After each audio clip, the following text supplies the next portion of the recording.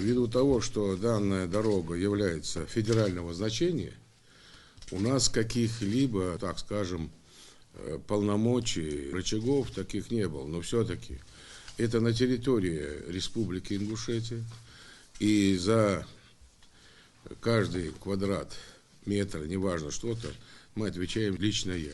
Сегодня конструктивный разговор должен быть. Мы готовы даже в чем-то, если какую-то компетенция у нас есть, юридические, там еще что-то, помогать вам. Мы делаем общее дело для жителей.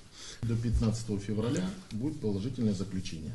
С учетом выкупа новых земельных участков, это в районе как раз скорой помощи, автостанций и внутрипроездных дорог, соответственно, деньги заложены уже в главгосэкспертизу на выкуп и на строительство вот этих трех основных больших узлов, соответственно.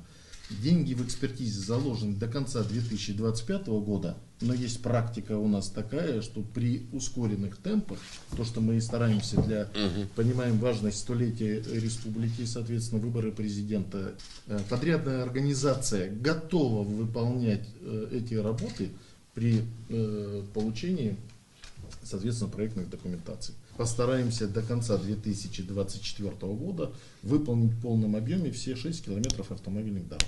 Выведем подрядную организацию на максимальные обороты, чтобы параллельно заниматься не только Икажевским кольцом. Почему сегодня дорожная карта именно по Икажевскому кольцу?